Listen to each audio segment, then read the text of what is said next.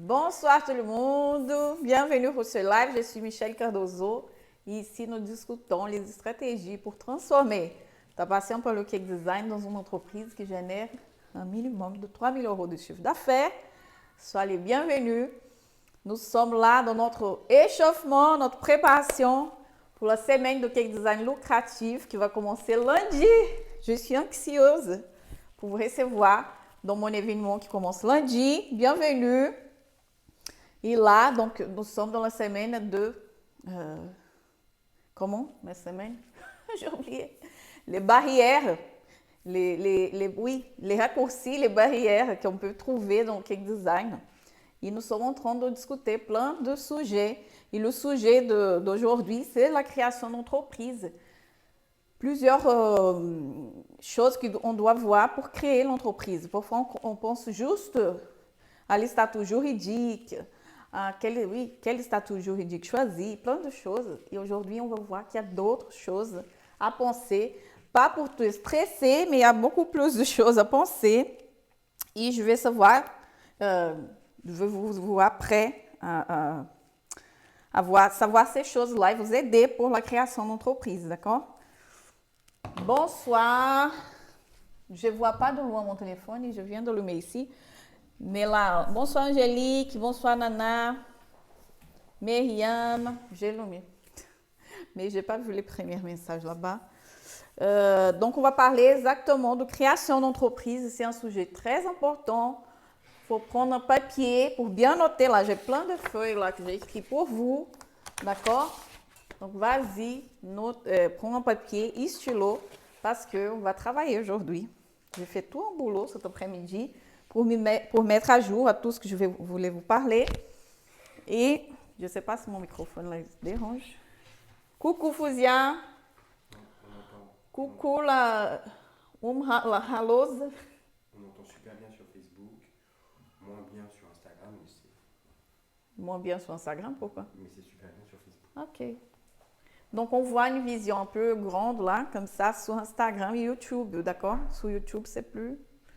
La vision, elle est meilleure. Merci les filles, merci. Alors, donc, je vous prie là, avant qu'on commence, le thème qui est dense, parce qu'il y a beaucoup de feuilles, j'espère ne pas prendre beaucoup de temps. Ok? Je vous demande de cliquer sur j'aime, envoyer ce live au moins 3 personnes, pareil sur Instagram et Facebook. Instagram non, sur YouTube. YouTube, il faut fermer le chat et après directionner le live, je ne sais pas le mot, pour envoyer le live. Vas-y, prends 1 minute pour faire ça. 1 minute, non, 3 secondes. C'est rapide. Comme ça, on invite deux monde parce que là, c'est des informations qu'on ne trouve pas partout. Encore une fois, des thématiques qui nous aident là à nous développer. Parce que, comme je vous dis tout le temps, savoir faire des gâteaux, c'est une partie. Je vous dis ça ce matin et c'est pareil. Faire des gâteaux, c'est une immense partie par rapport à tout un projet de création d'entreprise. Et comme je vous dis aussi, faire du cake design, c'est être une femme entrepreneuse. Donc, il faut savoir d'autres thèmes que pas que faire les gâteaux, d'accord? Donc, on va parler de ces thèmes-là de création d'entreprise qui ça fait peur à beaucoup. Est-ce que tu as peur de penser quand tu penses en création d'entreprise? Est-ce que ça te fait peur ou pas? Benoît, bonsoir Michel, contente de vous voir et impatiente d'apprendre. Aujourd'hui, il y a beaucoup à apprendre, franchement. Donc, on va commencer dans le sujet, parce qu'il y a beaucoup à voir. On y va. Création d'entreprise. Je ne vais pas exactement parler dans les statuts juridiques et tout ça. On peut parler ça dans un autre jour, mais je voulais vous amener dans une autre idée ici, qui est aussi importante. Je vais écrire ici de quoi on parle. J'ai plus de feuilles. J'ai besoin de ma main. Création d'entreprise.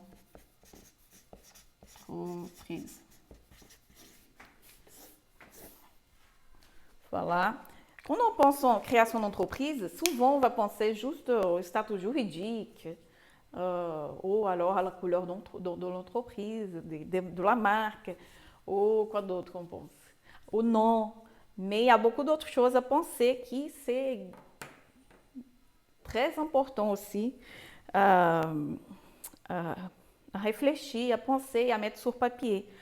Et aussi parce que si tu vas te lancer dans le cake design, moi, quand j'ai commencé, j'avais un gros projet. Dès que j'ai décidé de faire du cake design, je voulais créer un salon de thé, un truc énorme. Moi, je pense toujours très grand. J'ai besoin de feuilles ici, s'il te plaît. Mãe, folha aqui, acabou. Tem mais? Donc, mon idée initiale, elle était vraiment grande.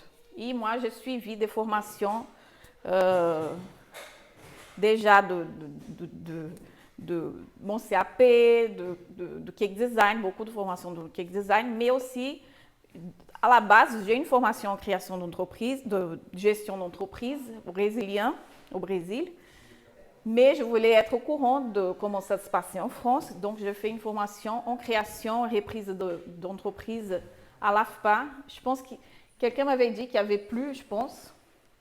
Mais j'ai suivi une formation en création d'entreprise à l'AFPA. C'était vraiment génial, cette formation, parce que ça nous a aidé à faire notre business plan.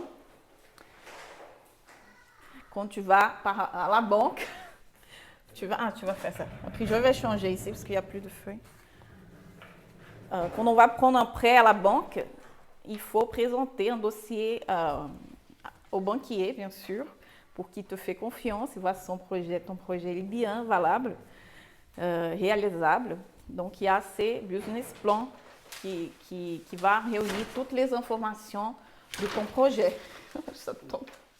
Toutes les informations de ton projet. Donc, ici, ce n'est pas le business plan, mais c'est presque une idée. J'ai un gros business plan. J'ai trouvé l'autre jour, j'ai oublié d'amener ici, mais j'ai un gros business plan bien complet que j'avais réalisé pour mon salon de thé. Mon dossier à l'époque, c'était quelle année? Quand j'ai demandé. Le premier, tu te rappelles? On en avait été la première fois à la banque.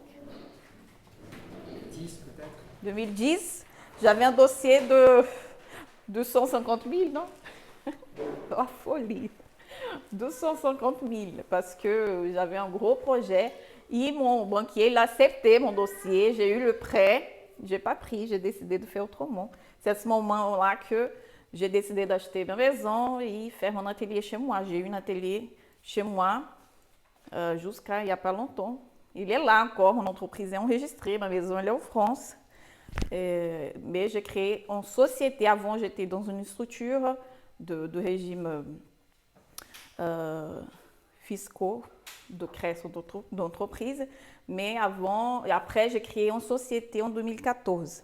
Bref, c'est tout un résumé juste pour te dire que j'ai passé par tout ça que je vais vous parler. Ça a pris un bon moment. Donc, parfois, on est là juste en train de penser au gâteau. Pense aussi à ces choses-là. Prends note que tu peux commencer à le faire. Même si tu ne vas pas prendre un prêt bancaire, ça va t'aider d'avoir une vision sur ton projet. Et ce que j'ai dit, de professionnaliser, de prendre ça au sérieux. Parce que parfois, on est là dans notre cuisine, en train de faire les gâteaux, et on pense jamais à ces choses-là, ou très peu. Et là, ça va vraiment t'ouvrir l'esprit. Je ne sais pas si tu as déjà consulté ce type de choses que je vais vous dire ici, mais on y va. Donc, il y a plusieurs étapes. Combien d'étapes j'ai mis ici? Il y a plusieurs étapes de création d'entreprise. Et je vais commencer dans la première étape ici, de base. De base, qu'elle là.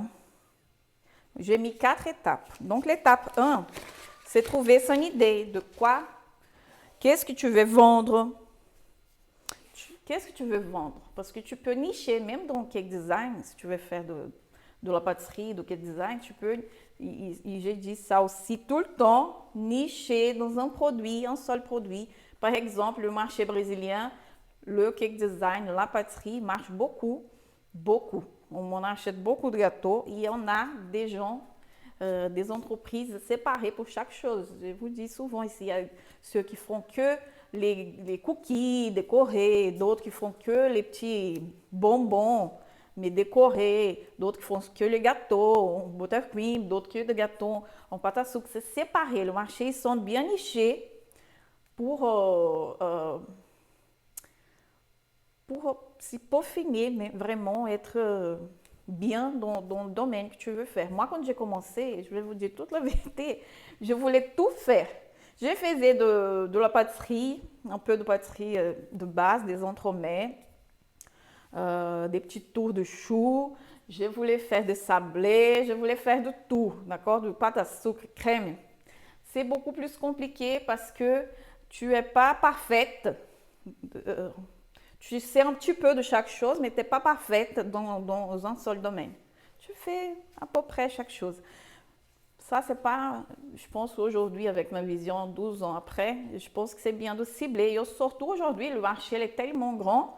Il y a de belles pâtissières qui font de belles choses. Essaye de nicher, choisis, d'accord? J'ai parlé à une élève cette semaine, elle voulait nicher dans une chose spécifique. J'ai trouvé que ça, c'était bien.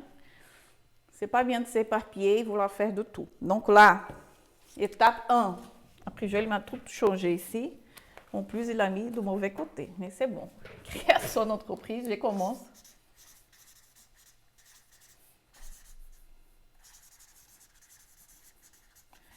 Création d'entreprise. Étape 1. Étape 1. Trouver son idée. Qu'est-ce que tu veux faire?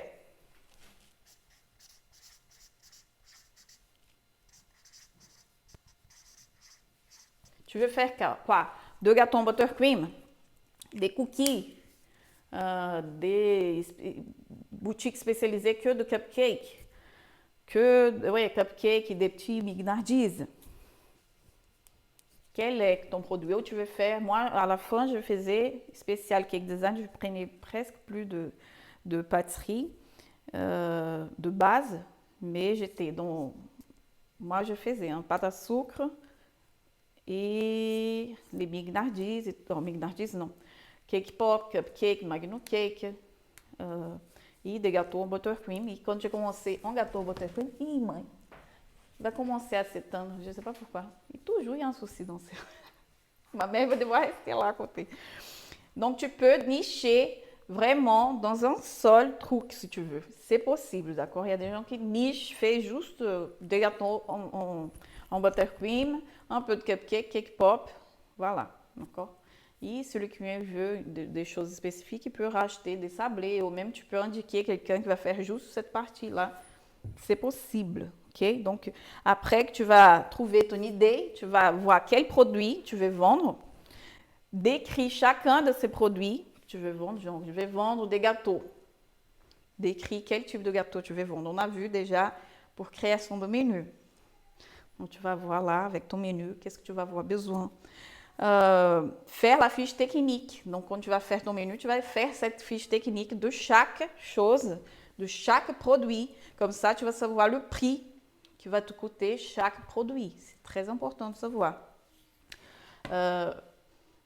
Donc, cette fiche technique, on a déjà fait des lives ici aussi sur la fiche technique. C'est pour savoir comment le mode de réalisation du produit et le tarif final de ces produits. Et à ce moment-là, donc, tu vas définir le tarif de vente. Donc, tout ça, c'est dans l'étape de trouver ton idée et de savoir ce que tu vas vendre spécifiquement à ton client. Et après, aussi, tu dois savoir qu'est-ce que tu veux vendre. Là, donc, tu as trouvé l'idée et qu'est-ce que tu vas vendre? C'est là. Que tu vas vendre. Parce que tu vas pouvoir vendre un produit en service. Aussi, moi aussi, j'ai proposé de suite table. Tu peux aller chez le client, décorer la table et proposer ce service de décoration de table. En plus, je faisais ça pour les mariages. Donc, c'était un service que tu peux proposer en plus. Donc, faire les pâtisseries et aller les décorer. C'est de la folie aussi, c'est mieux de nicher et ne pas faire ça. Mais tu peux, tu peux proposer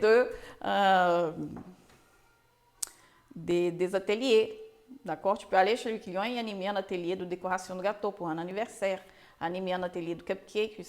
J'adorais faire ça, aller chez le client, j'amenais tout le matériel et animer pour les anniversaires, tu amènes le gâteau, c'est inclus, un packaging, je ne sais plus, un kit de le gâteau, tu amènes les cupcakes, les enfants, ils vont décorer les cupcakes.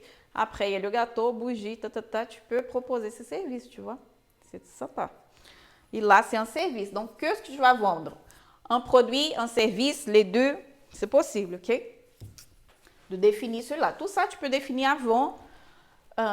Pendant que tu as tes idées là de création d'entreprise, tu peux définir déjà.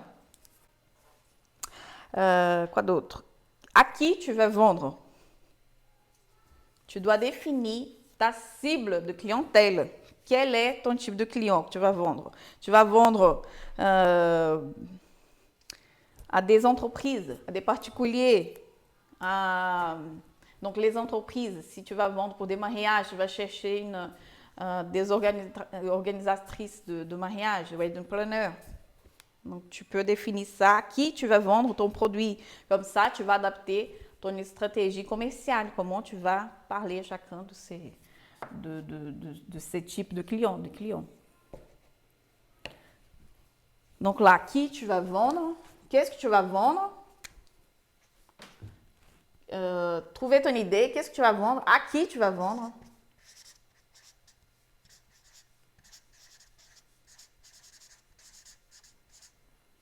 Donc tout ça, tu peux définir avant. Moi, j'ai passé mes nuits là à rêver de tout ce que j'allais faire. Donc, tu peux commencer à rêver e refaire bem ça dans un Word lá e commence a faire, écrire.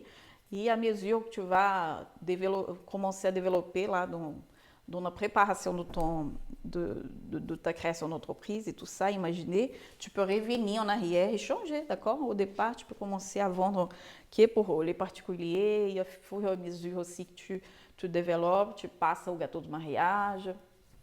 Et là, tu vas proposer tes services pour les mariages.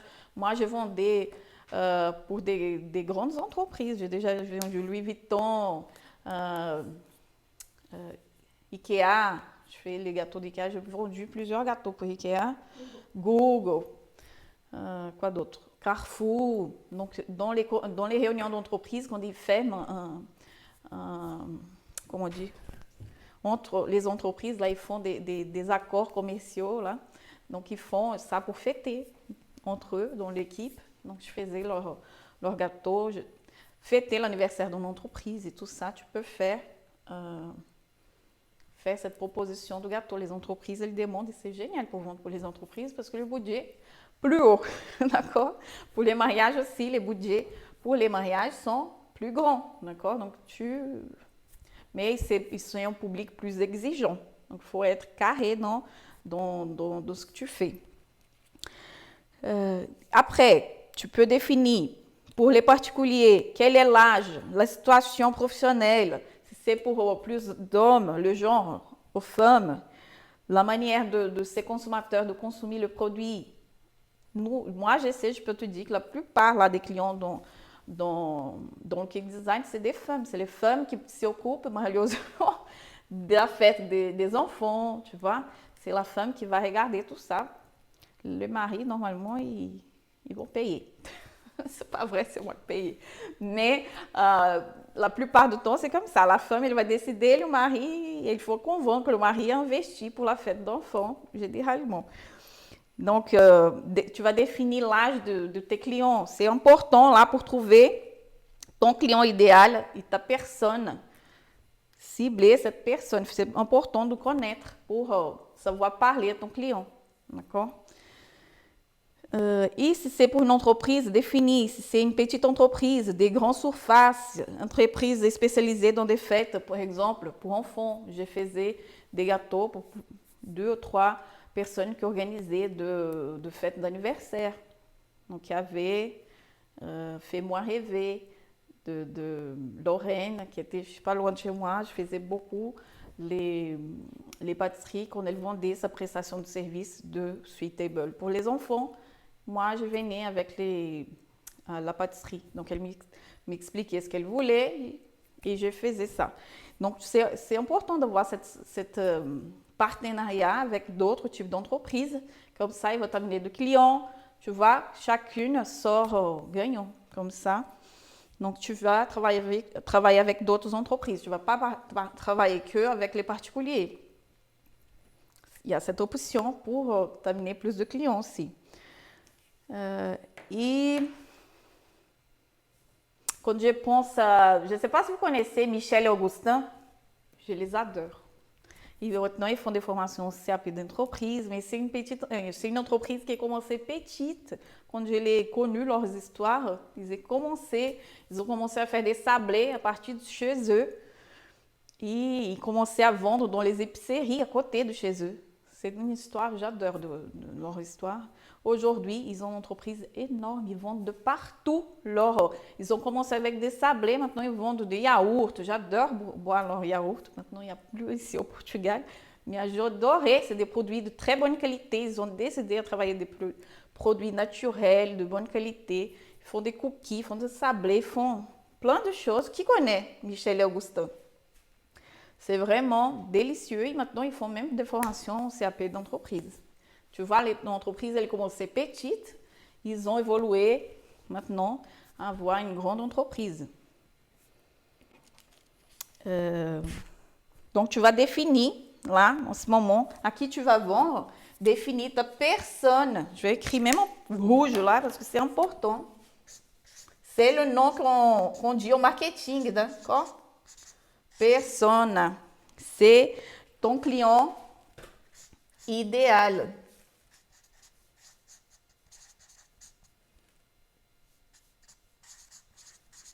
C'est pour ça que beaucoup de fois, vous me dites, ah Michel, mais mon client, il ne paye pas le prix de mon gâteau. Le client, il veut pas payer. Si j'ai dit le gâteau 5 € la part, il trouve cher. Si j'ai dit 3 € la part, il va trouver cher. Tu vois? Le client, parce que nous n'sommes pas en train de cibler la bonne clientèle. C'est important ici de regarder, de commencer à étudier tes clients là, quel est l'âge. Commence à faire des petites enquêtes. Qui est s'inscrit à la semaine de Quexal lucratif? Il y a eu une enquête. C'est un peu pour vous connaître le produit que je vais te proposer. C'est important de connaître la personne pour savoir qu'est-ce que je vais vous amener ici, surtout en live, à vous proposer comme contenu. Et tu peux faire ça de l'autre côté pour ton client, pour savoir qu'est-ce que ton client il a besoin, d'accord? Connaître les besoins de tes clients. Oui, donc j'ai écrit là, plus tu connais ton client idéal, plus tu vas pouvoir répondre à ses besoins avec des produits et services qu'il sera prêt à acheter, d'accord, de toi. Donc, c'est très important cette partie. On parle personne dans le marketing, mais c'est vraiment essentiel. Et au cours de ces années où j'ai travaillé avec mes clients, j'ai commencé à les connaître, savoir comment ils agissent. Donc, la plupart, c'est des femmes. Ils vont acheter pour les anniversaires de gâteaux d'anniversaire pour les enfants.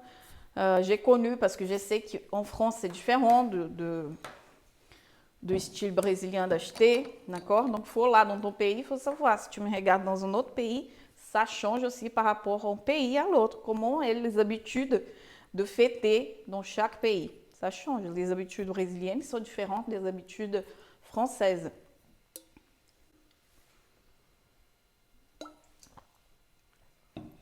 Et par conséquent, sont aussi différentes des habitudes algériennes, je ne sais pas, là de ton pays, d'où tu es. Donc, il faut commencer à analyser ton client potentiel. Je vais te parler comment tu vas faire ça tout à l'heure. Donc, tu as besoin de savoir ici maintenant quel besoin tu veux répondre. Tu veux répondre au gâteau de fête d'anniversaire. Tu veux répondre à un besoin de gâteau de mariage. D'accord? Qu'est-ce que tu... Dans une phrase, tu dois expliquer pourquoi ton produit sera utile à ton client idéal et pourquoi il doit acheter ton produit. Note ça, parce que c'est important pour que tu puisses réfléchir un peu à cela. Pourquoi ton produit sera utile pour ton client et pourquoi il doit acheter ton produit. Je vais vous donner des idées ici, parce que parfois on ne sait pas. Pourquoi? Parce que quand tu proposes un gâteau décoré, par exemple, pour un anniversaire, déjà, la maman, elle ne sait pas le faire. Tout simplement. Les mamans en France, désolée, mais pour moi, non, je ne vais pas dire ça. Mais les mamans en France faisaient son gâteau avec une bougie avant. Hein? Encore un peu aujourd'hui, c'est un gâteau au chocolat avec une bougie. Mais les envies ont changé, d'accord? Les envies ont changé. Si tu vas chez Zodio, les mamans, elles arrivent là-bas pour acheter leur décoration et tout. Il y a un coin spécial pour décoration de fête, décoration de gâteau. Si tu vas chez Carrefour, il y a un espace dédié pour les décorations. La télé nous aide beaucoup, la télévision nous aide beaucoup à vendre. Les émissions, là, le meilleur pâtissier qui vient, il y a toujours une étape maintenant de cake design, non? Ça nous aide, j'adorais ça. Parce qu'après, les clients, ils ne savaient pas le faire, ils demandaient à qui? À nous. Donc, pense, pourquoi ton produit il sera utile pour une maman qui travaille et n'a pas le temps de faire le gâteau? On n'a pas obligé de savoir. Je ne suis pas obligée de savoir sur le jardinage. J'ai essayé de faire chez moi, c'était horrible. Parce que ce n'est pas mon domaine. Donc, si je voulais un jardin plus joli, il fallait investir dans un jardinier pour venir couper correctement mes roses. Moi, j'ai essayé de couper, les pauvres, elles étaient horribles. Mais quand il y avait quelqu'un qui venait couper, elles étaient plus jolies. Donc, oui, pourquoi ça va être utile pour moi si avoir un jardinier, pour avoir des roses plus jolies? Pourquoi c'est utile pour ton client idéal d'acheter avec toi? Pour l'aider avec le temps aussi. Parce qu'elle ne sait pas faire. Après, parce qu'elle n'a pas le temps. Une maman est toujours occupée, elle n'a pas le temps de faire le gâteau. Donc, c'est là où tu viens agir pour l'aider et faire briller. Pour une maman, qu'est-ce qui est plus important pour une maman qui voit les yeux de ses enfants briller d'émotion? Et ces jours-ci, j'ai été au magasin avec mes enfants. Ils ont passé le week-end dernier loin de moi. Moi, la maman gâteuse, je les ai amenés acheter un cadeau. Et mon mari, il était là, mais pourquoi tu veux donner un cadeau maintenant? Je dis, parce que j'ai le droit, c'est mes enfants. Et ils étaient là après, merci maman, ils me donnaient des bisous. Les mamans, ils adorent ça. Donc, la maman, elle veut briller les yeux de ses enfants, il faut tout pour leurs enfants. Donc, là, quand ils ont un superbe gâteau, les enfants ils sont là, maman, et tout, dans le thème du gâteau qu'ils voulaient, la maman, elle va être ravie, je te jure. Elles sont toutes ravies après, parce que déjà, le gâteau, il est bon, l'enfant, il est content, elle n'a pas eu de travail. Tu vois, ça, c'est un besoin que tu vas répondre ici à ton client. Donc, je vais noter là, parce que je vais noter ça. Quel besoin tu vas répondre? Je vais vous donner tout prêt ici.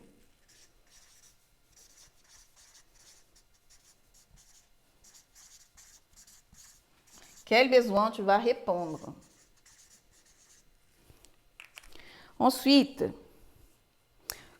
comment ton produit sera vendu et par quel moyen? Comment tu vas vendre? Je mets tout comme ça pareil. Comment tu vas les vendre? Est-ce que tu vas voir une boutique? Tu vas vendre dans un marché? J'ai eu une place au marché une fois, j'ai fait la demande, j'ai jamais fait. Je n'avais pas le temps. Mais j'ai eu une place au marché via un site internet, sur les réseaux sociaux, ou mélanger réseaux sociaux, site internet, boutique. Comment tu vas les vendre? Donc, tu peux réfléchir comment tu vas faire là, d'accord? Et selon le style que tu vas choisir, les frais seront plus hauts, d'accord? Plus bas ou plus haut. Donc, réfléchis aussi. Les frais de lancement, il va être différent selon le type de structure que tu vas voir ici. Moi, qui j'ai rêvé d'avoir mon salon de thé au centre de Paris, tu vois, mon budget, il était super élevé. Qu'est-ce que tu vas avoir besoin pour commencer à créer ton produit? De manière obligatoire, qu'est-ce que tu as besoin pour commencer? Pour commencer, qu'est-ce que tu as besoin? J'ai besoin pour commencer. Donc, quel est le besoin? Lister les équipements, les outils. Aujourd'hui, j'ai sorti une liste de base, très, très mince là, mais de base, des outils que tu as besoin juste pour te lancer dans le cake design. Et avec ces outils-là, tu arrives déjà à faire de belles choses. Quels outils, quels équipements? Un frigo, un congèle, un four, un batteur, d'accord? Les formations que tu dois faire si tu n'as pas le CAP, les formations cake design, si tu ne sais pas tout dans cette vie, je peux vous dire ici, tout on peut apprendre. Tout ce que tu as investi de temps pour faire, tu peux apprendre. Même si je veux investir à savoir faire de jardinage, j'aurais pu savoir. J'ai acheté plein de livres, jamais ouvert le livre. Mais si je voulais apprendre, je pouvais. C'est juste vouloir, d'accord? Tu peux dire, ah, mais tu fais ça depuis 12 ans. Oui, donc j'ai appris à faire. Je ne savais pas. J'avais aucune notion do cake design. J'ai appris, tu peux apprendre aussi. C'est possible.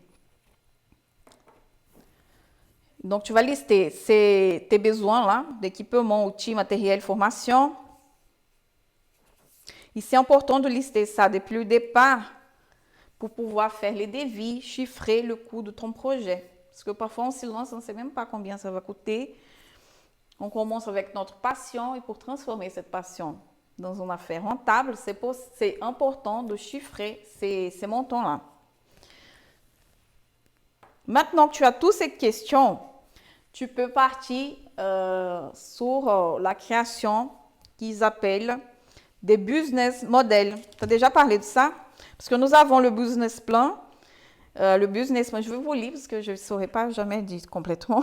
Le business plan, c'est un document où tu vas décrire les stratégies pour mener à bien ton projet d'entrepreneuriat précis. D'accord? Ça, c'est le business plan et j'ai créé le mien.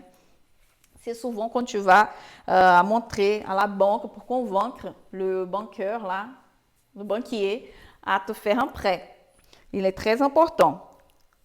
Pour faire une demande de financement, si tu veux faire une demande de NAC, d'aide financière, il y a plein d'aides en France. Mais il y a toujours besoin de voir ces documents pour lui montrer, pour savoir si tu sais bien de quoi tu parles, de ce que tu veux faire. Parce qu'il y a beaucoup de monde qui veut là. Vous êtes 25 là, 20, 30 ici, 29. Beaucoup de monde a des envies, mais sont peu ceux qui vont faire vraiment pour arriver. C'est pour ça que dans la chambre de métier, dans Pôle emploi, les choses pour financer les formations, ils sont durs. Ils sont vraiment durs. Mais aussi, il y a beaucoup de monde qui désiste très, très rapidement. Aujourd'hui, ils veulent bleu, demain rouge. Donc, ils nous testent un peu. Je vous dis ça. Sois persévérant, sois ferme et montre que vous voulez. Donc, pour ça, moi, mes dossiers, ils étaient bien parce que ils étaient toujours acceptés parce que je montrais de l'émotion, j'ai déjà pleuré, je faisais tout ce qui était possible. Pas de manière fausse, vrai, parce que c'était de cœur. Quand j'ai présenté mon business plan devant la classe, parce qu'on devait lui présenter, j'ai pleuré, j'ai tremblé, et la prof, elle était là. Elle était géniale, cette femme, une femme d'affaires géniale. J'ai oublié son nom. Mais elle disait, oui, c'est tellement important pour vous que vous vous sentez comme ça. Et c'était vraiment important. Ce n'était pas parce que je l'ai parlé devant tout le monde, mais parce que j'ai mis tout mon cœur dans ces business-là. Que c'était émouvant à la fin de les présenter. Donc, le business plan, c'est celui-là. C'est de comment tu vas présenter pour demander tes financements. Après, il y a ces business models, qui est la façon qu'une entreprise génère plus de chiffre d'affaires. Pour organiser ton idée, il y a un outil qui s'appelle le Business Model Canva. Je vais vous montrer. C'est un outil pour avoir une vision générale de ton projet et de les présenter. C'est ça. J'ai pris dans Internet, vous pouvez regarder. Business Canvas. C'est ça. Il y a des modèles simples. Si vous voulez, je vous envoie dans mon Telegram. Je vais vous montrer un en blanc, en vide. Vous n'avez rien, vous. Comme ça. Voilà. C'est des petits cadres. Non, trop près. Très bon comme ça. Voilà. Voilà. Je ne sais pas si vous voyez. C'est un peu loin. Mais je peux vous envoyer. Donc, on parlait des partenariats. Donc, c'est les fournisseurs. Les fournisseurs, je vais mettre dans l'ordre ici. Donc, les partenaires, les fournisseurs d'équipements, tous les fournisseurs que tu vas avoir besoin pour ton activité, ils vont être dans ces premiers carrés ici. Après, les activités clés de ton entreprise, c'est les produits que tu vas les vendre, les ressources clés, les équipements, les recettes que tu vas utiliser. Là, il y a tous ces documents qui est intéressant à voir et avoir une vision de ce que tu proposes. Ta proposition de valeur, c'est quoi ta valeur? Des produits de qualité. J'ai lu l'autre. Des produits de qualité. Vente en ligne. Je ne sais pas comment tu vas proposer ton service. Des produits d'exception. La relation de client. Comment tu vas relationner avec ton client? Par mail, réseaux sociaux. Ton service clientèle, il faut avoir ces services clientèle bien établis pour répondre bien à ton client. Parce que le client, il passe commande, tu ne sais même pas parler au client. Tu passes le prix, tu t'envoies juste 160 €. Bien sûr, le client ne va jamais acheter avec toi. Si tu demandes le prix de gâteau, il me demande comme ça. Le prix de gâteau, même pas s'il vous plaît, ni bonjour.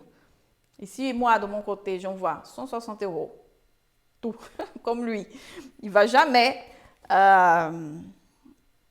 m'acheter, d'accord? Mais je n'ai pas ce client non plus. Distribution, comment ça va être distribution? Comment le client va pouvoir acheter, prendre ton produit sur place? Tu vas livrer, click and collect, c'est très important là, à l'époque de Covid, qui vient juste à la porte. Au Brésil, ça marche super ça. Click and collect, il passe comme ça. J'ai vu ça ici au Portugal, dans une pharmacie. Tu passes comme ça, il y a une fenêtre, il me donnait. Mais je faisais ça au client aussi à l'époque de Covid. Il venait arrêter devant mon atelier, je lui donnais dans la fenêtre de la voiture. Le segment de marché, c'est quoi ta cible, là, ta personne? Des femmes, des hommes, l'âge, la région où ils vivent, d'accord? Les structures de coûts, les matières. Donc, tout ça, ce qu'on est en train de parler, tu as un cadre ici où tu peux lui mettre tout déjà décrit pour savoir et avoir une vision globale de ton affaire. Après, savoir quels sont les obstacles, ça va t'aider aussi à voir quels sont les obstacles et les freins de ton projet. En regardant toutes ces questions, tu peux voir quels sont les obstacles de ton affaire. Quelles sont les choses qui vont freiner ton projet? Pour beaucoup, c'est le CAP des pâtissiers en France. D'accord? Ça freine les projets, n'est-ce pas?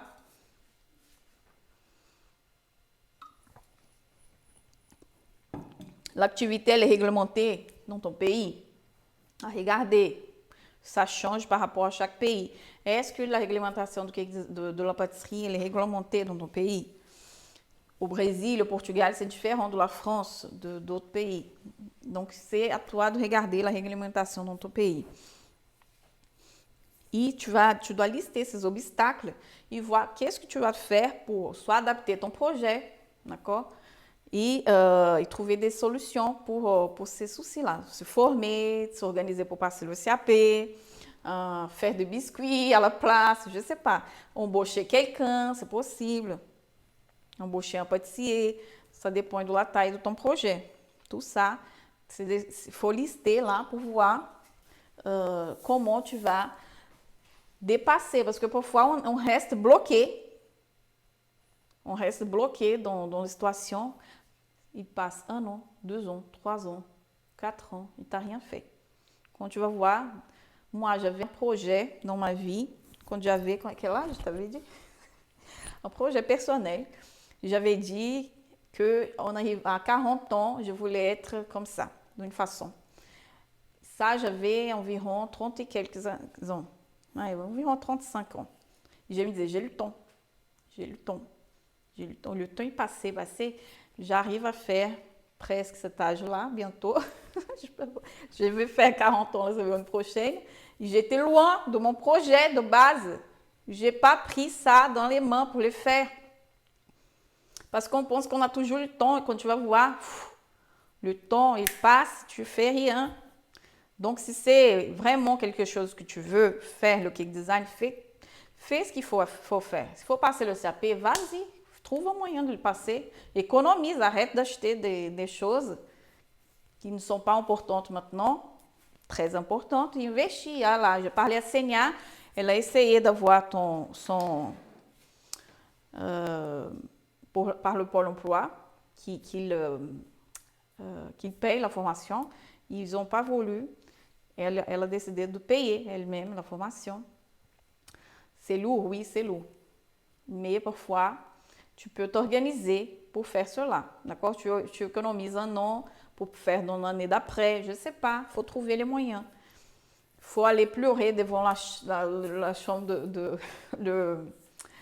ton... Comment ça s'appelle en France? La personne qui s'occupe de ton dossier pour dire que c'est vraiment que tu veux faire. Montrer, l'amener un gâteau super joli. Dire, voilà ce que j'ai fait, c'est beau. J'ai des gens qui veulent acheter. Ma mère, là. Le lien sur Telegram, il est dans mon feed. Là. Si tu sors du live, il y a le lien. Si tu rentres, il y a le lien Instagram.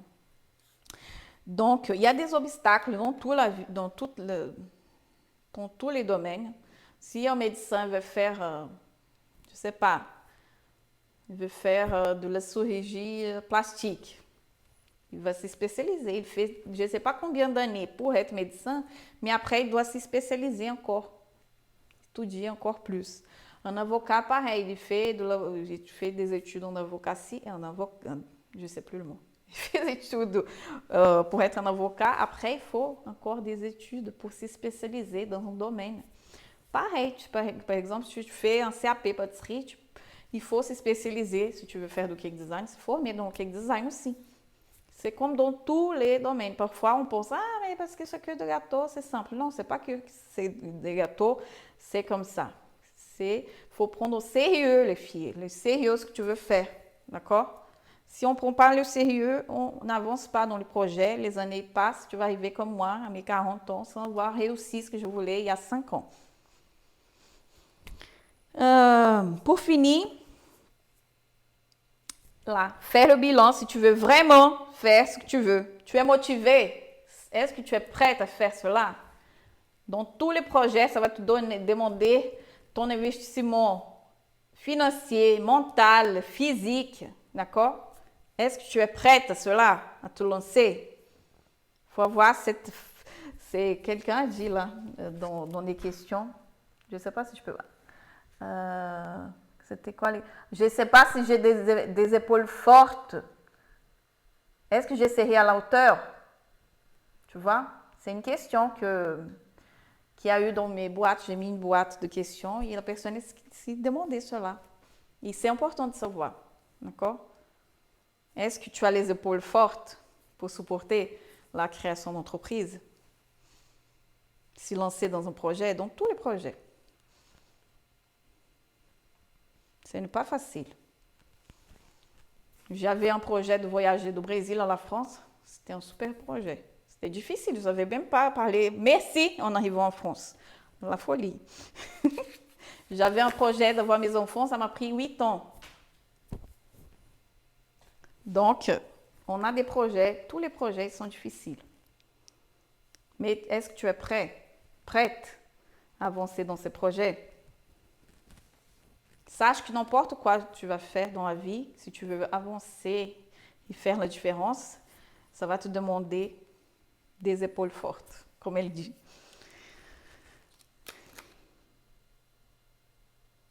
Et là, tu peux à ce moment définir, lister tes points forts et faibles do projet et redéfinir ton idée. Peut-être que tu as une idée trop grande comme la mienne au départ, de vouloir avoir un salon de thé au milieu de Paris. Et tu dois redéfinir ton idée. J'ai dû définir mon idée. J'ai même eu le prêt bancaire, mais ça allait être trop lourd par rapport à un autre projet que j'avais au même temps, que c'était d'avoir mes enfants. Donc, peut-être tu vas devoir redéfinir ton projet, de le faire plus petit, de le faire autrement, de cibler une autre chose, ou investir dans une formation entre-temps, passer ton CAP, se former dans le cake design. Et là, tu peux définir un plan d'action et mettre en place depuis là le départ maintenant, parce que j'ai beaucoup d'entre vous qui me regardent et en train de commencer. Et tu vas voir les contraintes de tes projets et les mettre en action, en plan. Ah oui, il faut que je passe le CAP. Ah oui, il faut que j'investisse dans une formation pour me développer plus dans le cake design. C'est quoi? C'est à toi de définir. Et là, tu peux aussi faire des formations, trouver un associé, un partenaire financier, trouver un local, d'accord? Chacun à son niveau. Peut-être le défi, c'est acheter du matériel, c'est de trouver un associé, par exemple, s'y associer avec une pâtissière et si tu n'as pas le CAP, travailler avec une pâtissière, d'accord? Il y a plein de possibilités. Si tu ne veux pas vraiment passer le CAP, tu ne veux pas. Trouve quelqu'un, travaille ensemble avec quelqu'un. Donc ça, c'est l'étape 1, d'accord? On a parlé de notre projet, qu'est-ce que tu vas vendre, si tu es prête, On va passer à l'étape 2. Est-ce qu'on va avoir le temps de faire toutes les étapes? J'ai 4 étapes, je vais aller plus vite. Étape 2.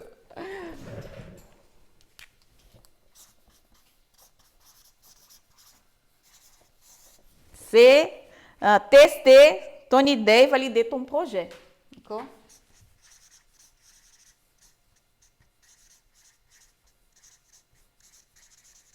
Et valider le projet.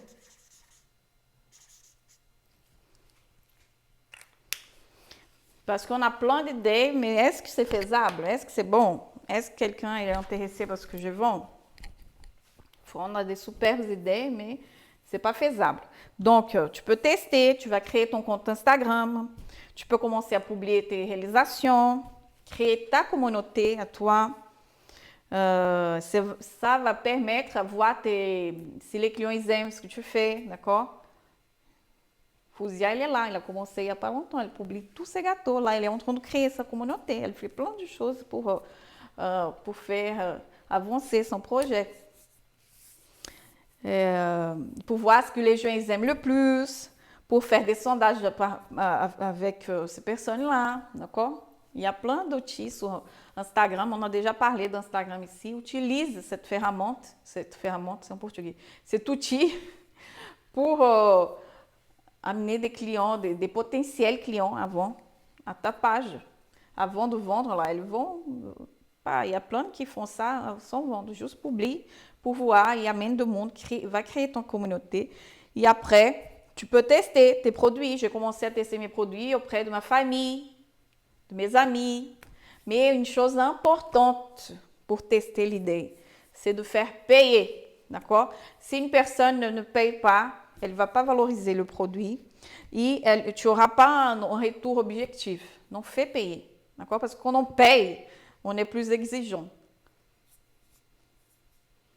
Même quand on paye, on sent plus, d'accord? Donc, il faut essayer faire tester ton produit là, mais fais payer. Teste parmi ta famille, tes amis, ou amis des amis un peu, pour voir si ton produit il est bon et avoir un retour.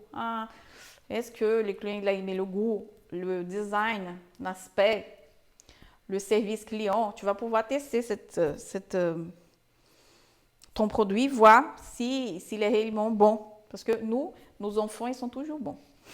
Ou alors, c'est ça. Soit on est trop dur envers nous-mêmes, soit tout est merveilleux. Donc, parfois, nous-mêmes, on n'est pas la bonne personne pour savoir.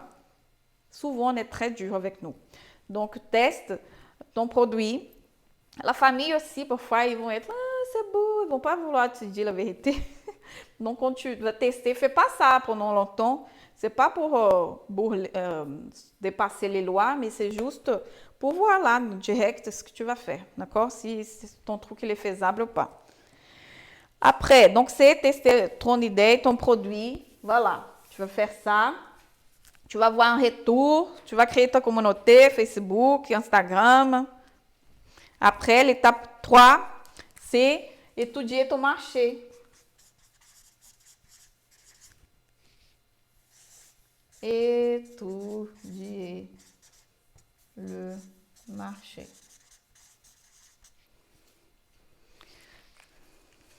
Donc, tu dois connaître ton environnement, d'accord? Moi, j'avais fait ça. Aller visiter toutes les boutiques de la région. J'adorais aller visiter les boutiques dans la région parisienne, de Paris, qui faisaient du cake design, qui faisaient de belles pâtisseries. Je voulais voir comment ils fonctionnaient. Après, tu peux faire des devis, tu peux même acheter leurs produits. J'ai acheté leurs produits. Pas tous, j'ai acheté de quelques superbes personnes. J'ai allé acheter. Par exemple, j'étais chez Beau Gâteau, j'étais chez Berco, j'ai mangé, j'ai regardé un peu comment ça se passait. Moi, je voulais créer un truc à Paris, donc j'ai regardé là dans la région qui faisait la chose à peu près de ce que je voulais faire. Et là, ça va te permettre de connaître ce que tu pourras proposer en plus. Quelle va être ta différence? Qu'est-ce que tu pourras amener de différent? Tu vas pouvoir aussi connaître leurs erreurs, leurs faiblesses, s'il y en a, d'accord? Et ça va t'aider à savoir ta dimension géographique do marché, de ta cible, là, si tu vas étudier ton marché. Non, ça, c'est je parlais de la concurrence. Et après, dans la région où tu veux t'installer, par exemple, moi, j'ai installé mon atelier dans 91, à Savigny-sur-Orge. J'ai regardé ma cible, mon marché dans les environs déjà prêt et dans la région parisienne, parce que je pouvais vendre dans toute la région parisienne. Et pour savoir quel était le salaire moyen de mon client, quel est le prix moyen d'achat et la part d'achat de ses clients dans le marché. Comment savoir ça, Michel? Comment vous pourrez savoir ça? Il y a un site internet, tu peux chercher ça sur internet aussi. Il y a un site de la IN lancé. S-E-E. D'accord? I-N. C'est ça? S-E-E. Ouais. Tu vas là-bas et tu regardes dans ta région. J'ai fait plein de tests. J'étais dans la bibliothèque à Paris pour faire tout ça. Mais tu peux faire. J'ai été en présentiel pour faire à l'époque. Mais sur Internet, tu peux voir plein. J'avais plein encore dans mon ordinateur de l'époque pour faire les études de la région parisienne, de la région là où tu vis. Donc, c'est important de savoir cela, de savoir ces chiffres-là. Mais tu vas voir qu'il y a des gens riches de partout. D'accord? Il y a ceux qui ont des petits budgets, des moyens budgets, des gros budgets. Et là, tu vas définir ce que tu veux faire. Donc là, ces informations vont te permettre aussi de connaître tes concurrents directs. Tu peux regarder sur Internet. Il y a aussi Infogreffe. Tu peux trouver des infos. Greffe. C'est 12 F.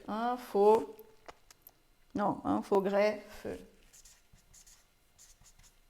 Infogreffe. Ou société.com aussi. Ça, c'est pour connaître tes concurrents là aussi. La concurrence. Tu vas sur Infogreffe, tu vas savoir tous les cake designers, les pâtissiers qui font des gâteaux dans la région. Ici. D'accord? Ça, c'est pour la France, d'accord?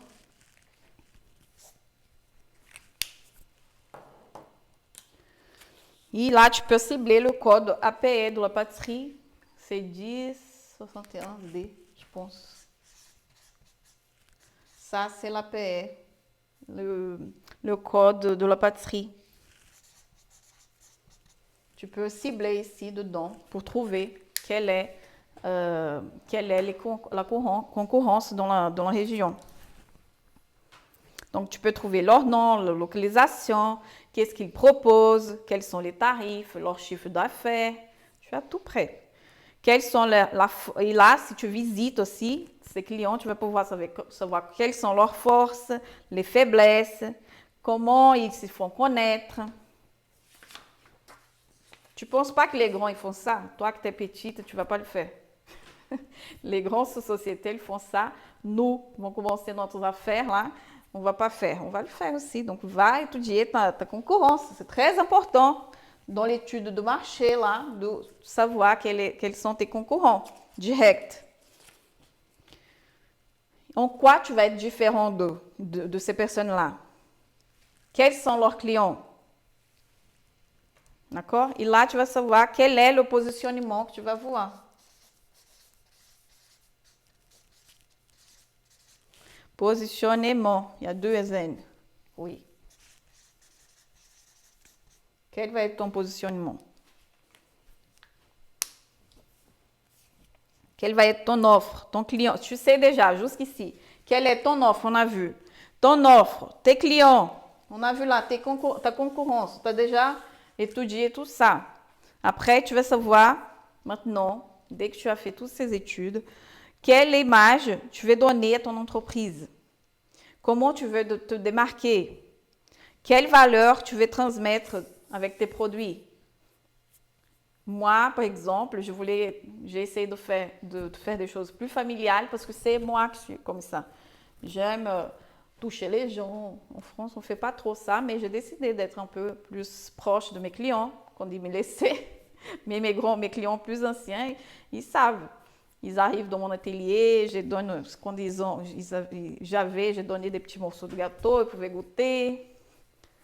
J'ai essayé d'être plus proche de mes clients parce que je suis une brésilienne, c'est moi, d'accord? C'est ça ma différence. Donc, quelle est ta différence? Tu peux trouver ta différence. Qu'est-ce qui va te démarquer des autres? Donc, j'ai créé un lien comme ça avec mes clients. Donc, tu peux avoir l'image, tu peux comparer, par exemple. Quelle image tu vas donner? Il y a l'image en France qui fait des gâteaux, par exemple, Romainville. Et tu as qui fait des gâteaux, Beau Gâteau, centre de Paris. Quelle est la différence de ces deux marques? De Romainville, moyen de gamme, bas de gamme. Beau Gâteau, plus haute de gamme. D'accord? Vont des pâtisseries super plus chères. Pierre Hermé, Cyril Lignac, par rapport aux autres pâtissiers. Quelle est la différence quand tu arrives dans leur boutique? J'ai cité ces deux-là, mais il y a beaucoup plus d'autres grands pâtissiers à Paris. Tu peux voir la différence. Tu rentres, tu vois, tu vas payer beaucoup plus cher, beaucoup plus petit les pâtisseries, mais elles sont délicieuses. Le packaging, tout, le service client, tout est différent. Ok? Quel est leur message? Le prix de communication est différent. D'accord? Quand tu vas dans un, dans autre, le packaging, l'emballage, le service, la boutique, elle est toute différente. Pourquoi? Parce que ça fait partie de leur marque, de différence. Donc, tu sais que tu vas payer plus cher là quand tu vas rentrer chez Louis Vuitton, dans la grande vitrine là, à Paris. Tu sais que ça va être plus cher. Il y a des boutiques là dans quelle rue à Paris? J'ai oublié le nom, mais tu sais que toutes les boutiques dans la rue, c'est cher. Parce que c'est leur positionnement. Tu vas voir ce positionnement par rapport au prix aussi. Donc, tu peux décider avec quel type de client. Je parle tout le temps aussi ça ici. Quel type de client tu veux travailler. Tu ne vas pas tous les jours. Moi, je n'allais pas tous les jours acheter chez Pierre Hermé. Déjà, je n'étais pas à côté, mais c'était plus cher, tu vois. Mais c'est exceptionnellement, tu pouvais aller. Pour un gâteau d'anniversaire, tu vas faire un effort.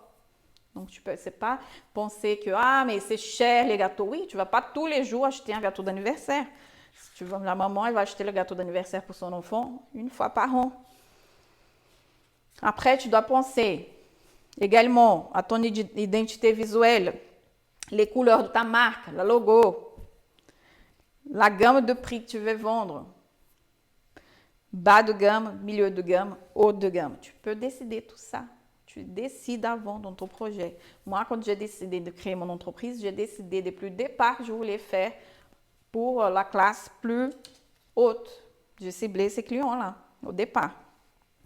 Donc, j'ai aussi mon prix. Je disais ça à une élève ces jours-là. Elle me disait le prix de son gâteau. Je dis, mais tu sais, il y a des clients qui regardent le prix et si c'est trop bas aussi, il ne va pas vouloir acheter. C'est vrai ça. Tu vas, tu regardes. Tu sais, il y a des gens qui savent déjà à peu près le bon, il est plus cher. Désolée, parfois, c'est ça. Et si elle donne un prix beaucoup plus bas par rapport aux autres aussi, la personne elle va penser, peut-être c'est pas trop bon celui-là. Ça ne vous arrive pas d'aller dans un endroit et le truc n'est pas trop cher. Moi, je suis désolée, je suis comme ça. Après, je suis là, je ne sais pas si ça c'est de bonne qualité. Je ne sais pas si jamais. Et là, je suis dans le doute, je ne prends pas. Donc, tu peux te positionner aussi par rapport à ce que tu veux vendre. Ton lieu d'installation, où tu vas t'installer? Tu vas avoir un local pro, tu vas louer, tu vas acheter, tu vas sous-louer. Il y a possibilité, il y a des gens qui se regroupent, cake designers, même à Paris, qui vont se regrouper les unes avec les autres pour louer un espace ensemble. Il y a cette possibilité et après, ils vont partager les frais. C'est pour ça que c'est bien d'être amis, là. On est des concurrents, mais on n'est pas des ennemis, d'accord? Donc, tu peux voir des collègues de métier et partager l'espace ensemble. C'est possible si tu veux pas, si tu peux pas investir, si tu es dans un appartement, par exemple, et tu veux avoir ton labo. Donc, essaye de trouver quelqu'un à partager. Donc, là, les élèves, ils ont des espaces là de Facebook. Justement, ils peuvent interagir les unes avec les autres, se mettre ensemble, s'associer ou louer des choses ensemble, c'est possible. Tu peux aussi créer chez toi, dans un espace dédié, c'est ce que j'avais fait. J'avais acheté ma maison spécifiquement à ce moment-là, parce que je voulais créer mon atelier. J'ai aménagé depuis le départ pour ça. Si tu as cette possibilité, c'est bien. Mais si tu n'as pas, par exemple, sous-louer un espace, c'est intéressant. Juste pour commencer, ce n'est pas des choses éternelles. Le projet, il évolue. Après, le choix du nom commercial. Un nom facile à retenir, d'accord? Facile à dire, à écrire, pas trop long. Moi, et tout revenir. L'atelier des sucreries. Même moi, je ne sais pas dire le nom de mon entreprise correctement. Donc, j'aurais choisi. J'ai déjà décidé, voulu changer plusieurs fois. Mon mari ne me laissait pas. Mais il était là, non, mais il dissuadait à chaque fois. Mais essaye de choisir quelque chose qui va être dans la tête de tes clients, facile à trouver. Et tu peux vérifier s'il est disponible aussi. Va regarder sur infogreffe. J'ai dit tout à l'heure, infogreffe aussi.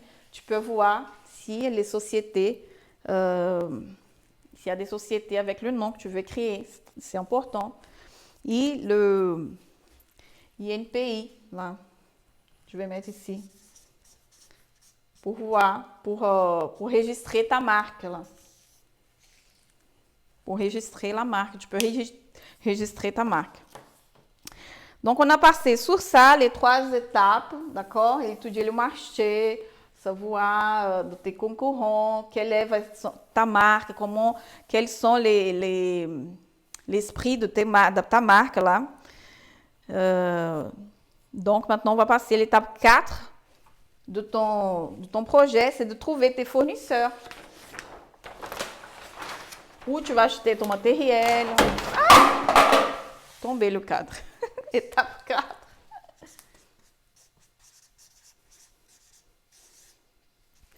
C'est trouver tes fournisseurs et faire des devis.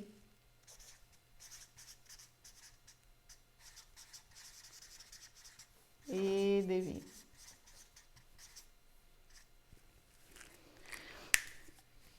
Parce que ça dépend comment tu vas commencer, si tu vas investir. Moi, quand j'ai commencé, j'ai acheté mon matériel, j'ai été chez Métro, j'ai fait des devis là-bas, j'ai visité des salons. À l'époque, maintenant, à l'époque de Covid, je ne sais pas s'ils vont faire l'Europain. J'avais été là-bas pour voir les stands, voir les matériels de près, d'accord, connaître le matériel. Donc, tu as les gros matériels achetés, tu as le petit matériel, tu as les outils. Donc, tu peux lister tout ça. Là, au départ, on a fait cette liste. Maintenant, tu dois savoir combien ça va coûter, tout ça. D'accord? Donc, tu peux faire la liste de tes besoins par rapport à ton produit. Donc, liste par rapport à ton produit. C'est les matières premières. Quelles sont les matières premières que tu vas avoir besoin? C'est pour ça que c'est bien aussi de définir ton menu. Ici, tu vas savoir à peu près, non, tu vas savoir ce que tu dois acheter ici. L'emballage, c'est super important. Tu peux faire même des emballages avec ta marque dessus. Si tu as déjà fait ton logo et tout ça, tu vas faire de packaging avec ta marque dessus. Ça marche super au Brésil. Les emballages super jolis et tout, avec le nom, l'étiquette, tout ça. C'est bien.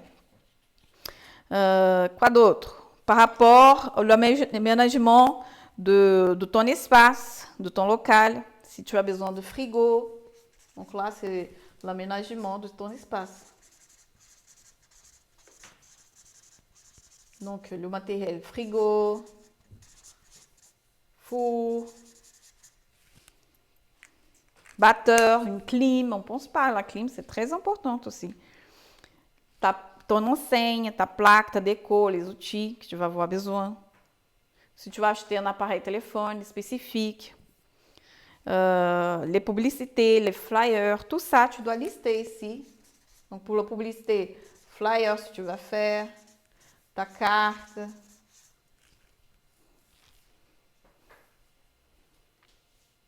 Voilà, le logo. Tout ça, tu peux payer quelqu'un pour faire, ou toi faire toi-même. Ou même l'imprimerie, pour l'imprimer, si tu vas faire des flyers pour distribuer dans les régions. Donc, combien va coûter ça? Tu vas chiffrer tout ça.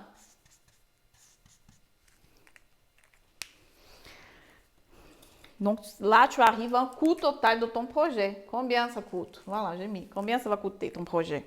Total. Tu vas voir un total ici. Oui, tu vas me dire, ah, Michel, je désiste. C'est trop compliqué. Trop compliqué, je vais pas ça.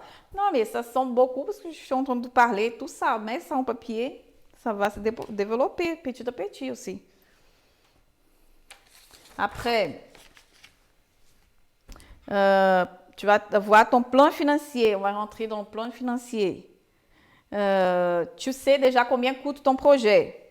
Maintenant, tu dois faire des prévisions de combien il faut vendre, d'accord, pour payer tout ça mensuellement et pour faire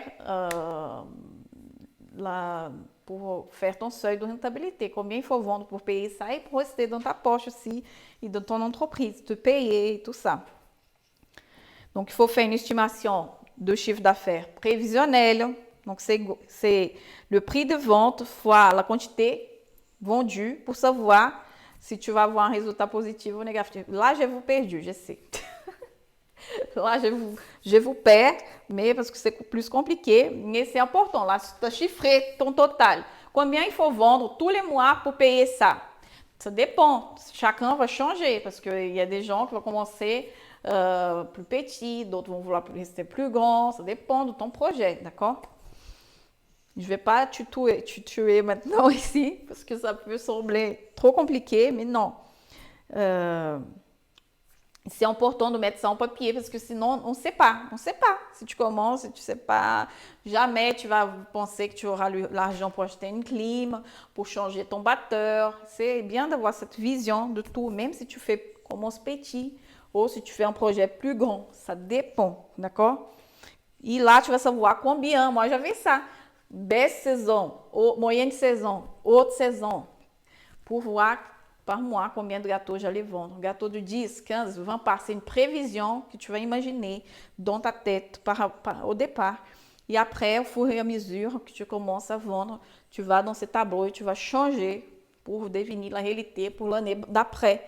Parce que tu sais, quand tu commences comme ça, tu ne sais pas si tu dois partir en vacances, si tu auras de l'argent, si tu vas avoir l'argent pour payer le prêt bancaire, tu ne sais rien. Donc, c'est bien de faire ces prévisions pour pouvoir imaginer si c'est possible ou pas. Tout ça. Après, il y a des démarches, on n'aura pas le temps de parler, mais il y a des démarches à faire pour avoir d'aide, pour pas de payer d'impôts pour la première année de ton entreprise. Je ne vais pas payer d'impôts la première année de mon entreprise. Il y a l'ACRE que tu peux demander, il y a les prêts bancaires. Donc, tu auras tous ces dossiers pour présenter à la banque avec les photos de tes réalisations. Je mettais tout ça, tout beau, avec mes tableaux prévisionnels. Donc, il y a sur Internet, tu peux chercher comment réaliser un business plan, comment faire cela. Tu commences à décrire exactement tout ce que je viens de vous parler. Tu peux trouver sur Internet aussi. Après, on va venir, je ne vais pas parler aujourd'hui, mais tu peux choisir ton statut juridique quand tu arrives ici. Quel statut juridique choisir entre, il y a plusieurs en France, de comment choisir. Moi, j'aurais dit, quand j'ai commencé en autre entreprise. Maintenant, ça s'appelle micro-entreprise. Il te donne la possibilité de faire un chiffre d'affaires jusqu'à 166 000, la micro-entreprise.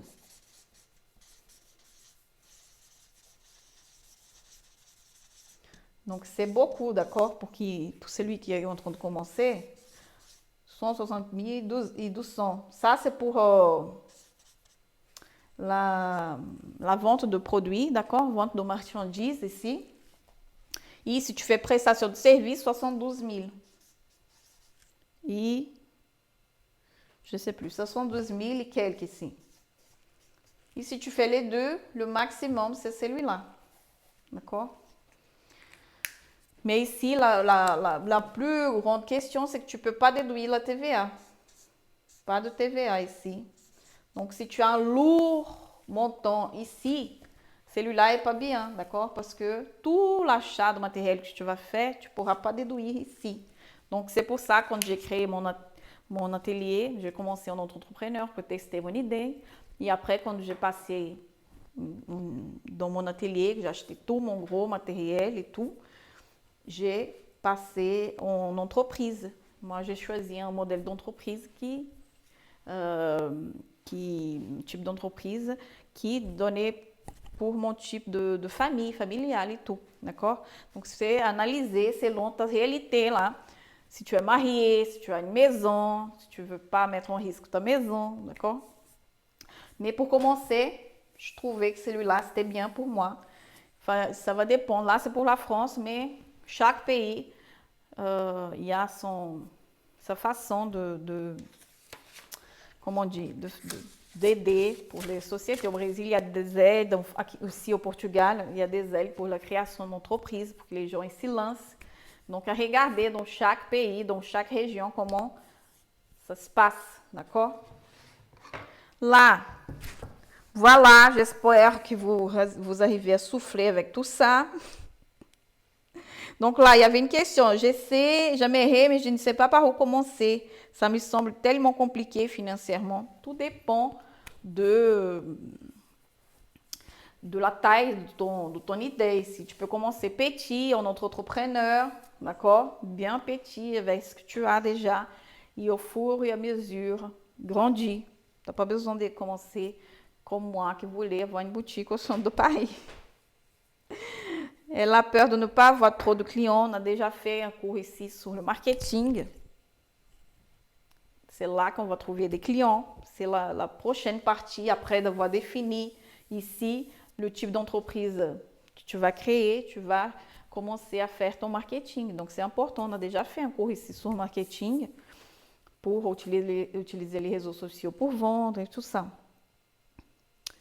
Est-ce que je vais me sortir de toute la paperasse? Il y a des aides. Tu vas à la chambre de métier à Paris, par exemple. Ils t'aident. Ils te donnent plein de papiers, oui, pour que tu fasses. Ou tu peux payer là-bas pour qu'ils fassent les démarches pour toi. Si tu as peur de faire tout seul, et tu peux payer dans la chambre de métier. Et après, hors chambre de métier, il y a des sociétés aussi qui peuvent t'aider. Moi, je dirais ici, si tu ne veux pas faire micro-entreprise, c'est d'aller voir, payer un comptable pour qu'il analyse ta situation et sache quel est le meilleur mode de création d'entreprise pour toi, d'accord? Parce que ça dépend de ton mari, de ta femme, je ne sais pas combien ils gagnent, combien si vous avez un bien ensemble, tout ça, c'est à regarder, donc c'est mieux aussi. Moi, j'ai étudié tout ça à l'époque. Mais je n'ai pas regardé ça avec un comptable à l'époque. Mais j'avais fait cette formation pendant 2 mois, ça m'a aidé. Mais même comme ça, après, j'ai pensé que j'aurais dû voir un comptable. Bien sûr, après, quand j'ai créé mon société, j'avais mon comptable. Mais c'est mieux d'aller avant, je pense. D'accord? Donc, c'était un peu ça qui revenait les questions dans le box, là, de questions, la gestion d'organisation, on a parlé hier, demandé. Mais j'espère que ce n'est pas trop compliqué pour vous. Merci pour toutes ces informations, c'est vraiment beaucoup de boulot, mais la finalité, c'est ce qu'on fait et qu'on aime. Oui, pendant que tu fais tes tests là, si tu n'es pas en train de commencer encore, mais tu testes, j'ai plein d'élèves qui ne sont pas lancés encore et qui testent leur idée, ils font plein de modèles de gâteau. En même temps que tu fais ça, à côté, tu vas voir ton projet là, écrit tout ça pour te développer, l'idée en même temps. J'ai plein d'élèves qui sont en train de passer le CAP. Tu peux faire ça en même temps. Commencer à écrire, mettre sur papier.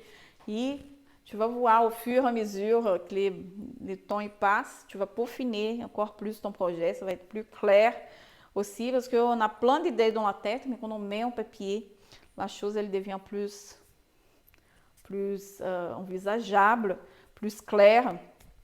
Et tu vas voir plus de direction pour avancer. Va à la chambre de métier, il y a beaucoup d'aide en France. Va à la chambre de métier déjà pour savoir comment créer l'entreprise. C'est la chambre de métier qui est responsable là parce qu'on est dans l'artisanat aussi avec la pâtisserie. Donc, il faut regarder une activité artisanale. Donc, il faut aller voir la chambre de métier. Ils vont t'aider, ils aident beaucoup. Il y a plein de formations là-bas. Ils font plein de formations. Jusqu'à aujourd'hui, je reçois plein de mails de leur part. Vas-y, il y a plein d'aides vraiment pour aider les personnes à créer leurs entreprises dans la chambre de métier. C'est vraiment... quelle est la marque de ton four? J'ai vendu mon gros four, mais c'était... C'était quoi mon four? J'ai oublié là.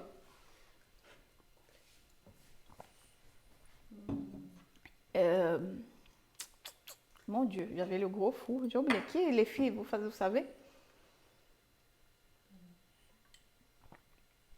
J'ai commencé avec un Eurofour, il était super grand. Et après, j'ai changé au Knox. J'avais le Knox Bake Stop, il était génial. Mais il faisait trop bruit pour mes lives ici, quand je voulais l'utiliser. Et comme j'ai déménagé, je l'ai vendu. C'est très bien expliqué. Je vous remercie beaucoup pour tout ce que vous nous donnez. Merci, Benoît. Merci. Je pense que ça va pouvoir vous avoir une idée. Après, vous pouvez aller, comme j'ai dit, sur Internet, trouver un business plan, par exemple, pour suivre. Mais si c'est un peu plus dirigé pour le cake design, ça vous donne des idées pour vous lancer, pour vous préparer, pour prendre ça au sérieux. Pas juste une passion, mais vraiment transformer cela dans quelque chose qui va vous apporter aussi financièrement. C'est bien faire des choses par la passion, mais c'est bien aussi d'avancer dans les projets, n'est-ce pas? Donc, aujourd'hui, c'est ça que je voulais partager avec vous. Demain matin, nous avons live le matin, d'accord? À 10h10. Et le soir, on va faire un super gâteau à l'orange délicieux. Ma mère l'a fait cette semaine pour voir si tout allait bien.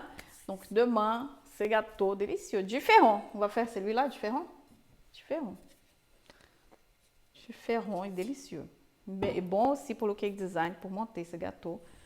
Et si tu n'es pas inscrite encore à la semaine do cake design lucratif, ça va commencer lundi, d'accord? C'est pas ici, c'est pas en live. Il faut s'inscrire pour avoir le lien des cours pour qu'on puisse décorer, faire toute une montage, décoration et parler d'autres thèmes plus spécifiques dans cet événement qui va commencer lundi. Il faudra s'inscrire là, il y a le lien dans mon Instagram. Si tu fermes la page, il y a ma page Instagram, il y a un lien. Sur Facebook aussi, il y a un gros bouton là-bas pour s'inscrire. D'accord? On se voit demain matin pour notre live de matin. Et le soir, 10h10. 4h du matin chez toi. Oh mon Dieu. La semaine prochaine, je pense, je suis en train de réfléchir. J'avais mis la semaine prochaine de live l'après-midi. Je vais voir si je vais réussir à faire. Ouais, peut-être on fait que celle de l'après-midi, on ne fait pas celle de matin. On verra pour la semaine prochaine. Bon courage. Nezike, je ne sais pas comment on dit. Je peux pas, j'ai Valdo. Bisous. Elle est au Canada, c'est pour ça. À bientôt les filles. Merci beaucoup. À demain. Bye bye. Merci, je suis arrivée en retard. Vous pouvez regarder après en replay. Là-haut, ma mère, c'est pas étonnant. Tchau, tchau. E lá, gente,